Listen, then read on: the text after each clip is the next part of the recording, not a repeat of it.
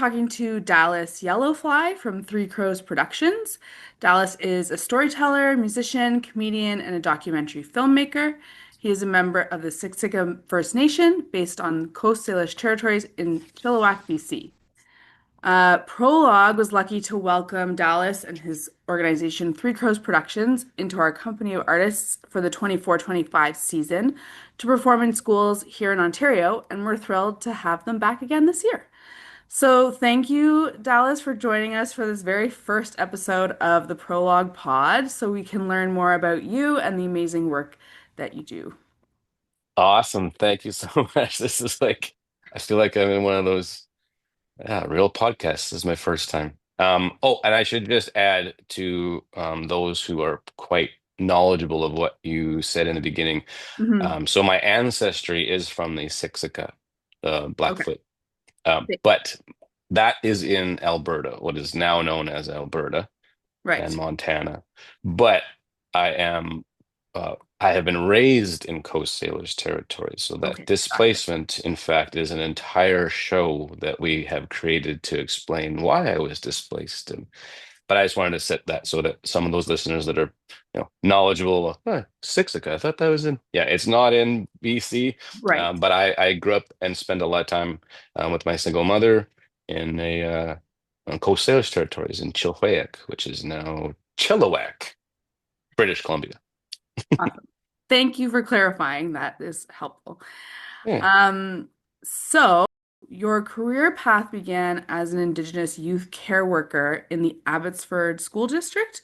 So what inspired you to start educational storytelling presentations in that district, and then what led to sort of going beyond that? A lot of this started out of I want to call it uh fate. I had no intentions. Let's just say it that way. I Okay. never dreamed that this was going to be where I was. But as real life progressed rather than dreams, I'm finding I am really much more equipped for this than any other dream that I had.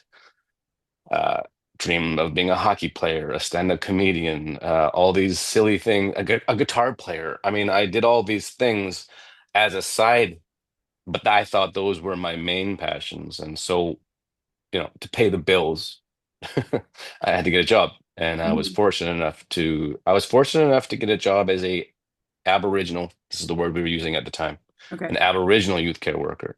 It's an interesting talking point, which I'll skip. But yes, now it's an Indigenous youth care worker. So that was my role. And how this sort of started was sort of like three things kind of came up. First, I was asked by a teacher to do a presentation because I was one of the only Indigenous people in the school. And so that was interesting because I'd be embarrassed now to even see what I did. I mean, this is 20, 30 years, 20 years ago. Um, so first I was asked, that was the Mhm. big segue for me, breaking from a youth care worker role to a storyteller role in classrooms. I mean, this was something I'd never done. But then the second thing that kind of pulled me more into this was realizing really quickly that there was a big disconnect between what was being taught in schools, in the classrooms, and what was really going on in community. Mhm. And I'd grown up in this. I'd experienced sort of these two worlds in the same country existing simultaneous. There's an indigenous community, strong, confident. Uh, then there's the, you know, mainstream community. If and I'm not maybe using the right word, but I think we can all understand what I'm getting to is that Yeah. in that mainstream education system, what was being shared was not a representation of what was going on. Hmm. And I felt that was really, I don't think that was, I don't think this was done by mistake. Right. I think some of things in education are through a colonial lens. And so decolonizing that lens was really important to me and showing kids, what does this look like all from an indigenous perspective now? And that was a huge turning point for me is realizing that gap there. And then and then the third thing, so we're talking about storytelling presentations. I mean, storytelling is a, a huge part of indigenous culture, especially being Sure. oral traditions, oral communities. Like speaking and transmitting information through stories is everything. And I found out actually my name is attached to some of this. um, the Yellowfly name is actually, I come from a long line of storytellers. Oh, wow. So my dad, my grandpa, my great grandpa um, were doing the same work. So some of this is that blood memory, that epigenetics stuff where you're good at things because someone was really good at that before you. That's So very cool. yeah, That's very cool. Awesome. So I guess that sort of leads into my next question is so you were asked to do this presentation and then obviously you kind of continued to do them, but then how did you form Three Crows Productions? Like how did that all begin? just realizing that gap, there was Yeah. room to grow within that gap. There was room for people that were willing to be a bridge, and I wasn't alone. So I was joined by others, but Mhm. this was all just sort of incremental. It wasn't like there was no blueprint for this. There was no roadmap. I mean, I know coming from hockey and stand-up comedy and music, guitar, playing in a band, I know there's like it's set. It makes sense how you get there. Whereas with this work, there wasn't a blueprint.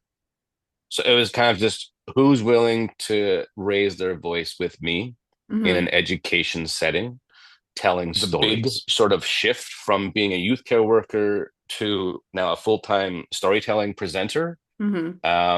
There was two transformative moments. One was when I met an elder named Cyril Pierre from the Katzie Nation here in the Lower Mainland in BC. And Cyril is a powerful speaker, and like me, comes from a long line of those speakers. And he spoke and was willing to share with me on camera his story. He talked about his residential school experience, and he did it in a very candid way, using language that kids can understand, that adults can understand, that's heartfelt, that's like the real raw emotional stuff. And you got to remember, this is back in 2009. So that's when this Yeah. happened. Like, this is, things have changed since, but back then, you know, chapter 11 of the grade 11 textbook had one page on residential schools, and it said that kids suffered abuse. That was the extent. So think Wow. about that huge gap in learning. So Cyril and I both felt the same way. Like this is a big gap in understanding. Hmm. And so we started to fill that with educational resources. So a documentary was one thing, but we also did performances like speaking and talking and sharing just our own stories. And the power of that just really started to catch. And they put us in schools, and the work just kind of kept going. Like it was the same performances. Now it was just with more schools across the province and now across the country. Raven is a performance that we've sort of curated. And I say we because I'm not alone. I'm joined. There is a partner of mine, Alicia Colley from the Suwali Nation. She's also on stage with me. But this show is more about getting the audience involved in a interactive theater, I believe it's called. Yeah. Yeah. And that show is incredible. So we are lucky to be presenting your show, How Raven Stole the Sun, to schools in Ontario. And we're super lucky to have you coming in May again this year. So can you tell us a little bit about well, let's talk about Raven as sort of like a figure in traditional stories, and what are some of the lessons that we can take away from this particular story? Yeah. Raven is for many indigenous peoples, I've found there's a parallel in a lot of Raven archetypes. The Raven is usually a trickster. Hmm. Raven is a transformer shapeshifter sometimes, but a really important figure. Um, and I mean, I could spend hours talking about just that alone, right? Yeah. But the bringer of light is also Raven's one of Raven's things that Raven does. Hmm. The story is it's a coastal story. It's called How Raven Stole the Sun. The Raven essentially the bringer of light. It's meant to inspire audiences to look deeper into their own understanding of indigenous stories, cultures, and practices, but also engage in it. Right. So Raven, the character, um, it also teaches like don't take more than you need and think about your impact on the world around you and know that you are leaving a footprint, and so be mindful of that. Um, and your actions have impact on the environment. So I just love how you can make an audience come up on stage and be part of that show while everyone's learning Yeah. themselves about where they fit into all of this. So I know we strayed a bit past what who Raven is. And the thing is, just talking about Raven alone, which we could do, like the actual archetype character. I mean, we could go to Blackfoot, we could go to Coast Salish. There's so many variations, but there is also parallels.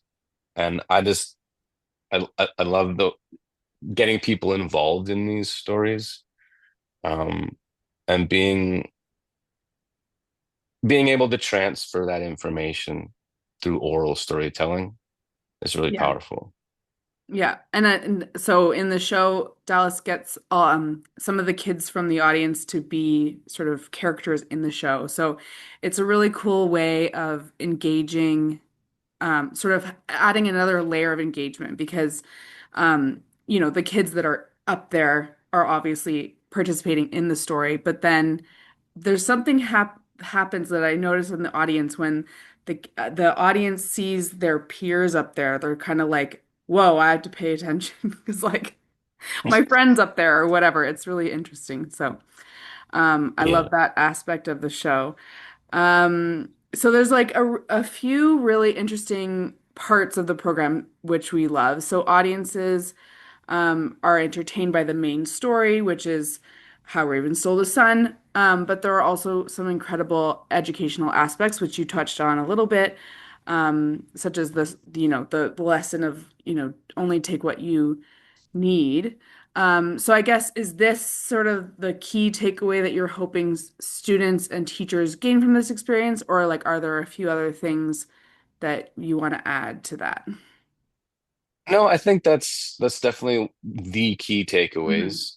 Um, I feel like a lot of educators want something that's engaging. Hmm. So Raven, the performance is definitely because comedy is very engaging. But they also want something that kids of all ages can understand in a way. Hmm. Laughter does that, but also um, a story like Raven just it transcends ages. Like an adult can take away those same lessons and then some. So we do this performance for adults too, and it's just an amazing thing to see. I mean, how many performances have you ever seen where 5-year-olds can laugh just as hard as 90-year-olds? Like, really, Yeah. that's saying something about the art of comedy, but also comedy that makes sense across ages. Like, that's tough. I will tell you, kindergartens are a very tough crowd. Kindergarten kids, teachers know this better than I do. They are a very tough crowd. To keep anyone's attention in kindergarten longer than a minute. Yeah, and we have them sitting for 60 and they are usually laughing and they're squirming by the end. Yeah. But the rest of the group is engaged too, because they see their peers, like you said. Like it's not just us standing and talking. It's their peers and even their teachers too. We drag a teacher up there too, sometimes reluctantly. Yeah. And the teacher acts as the sort of conductor on the side and the producer, which is adorable. Yeah. It's awesome. It's such a good show. I was lucky to see it twice last year, and we're so happy to have it back. And you have all these amazing resources that teachers can access on your website. And so there's so much to it. There's so many sort of added little bonuses to this program. We've got workbooks for classrooms, we've got documentaries to show as educational resources, and we've got storytelling performances that we love to do live at your school. Yeah, it's so awesome. We're so excited to have you coming. As I said before, Three Crows Productions is traveling to Ontario in May, to present How Raven Stole the Sun in schools, and we still have spots left. You can learn more about this presentation and contact us through Dallas's artist webpage, which is on our website, and we're going to link that in the description as well. So, Dallas, thank you so much for your time today and sharing all of this with our new podcast audience. Yeah, this is awesome. Really, really appreciate sharing all of this amazing stuff with us. And I guess that's it.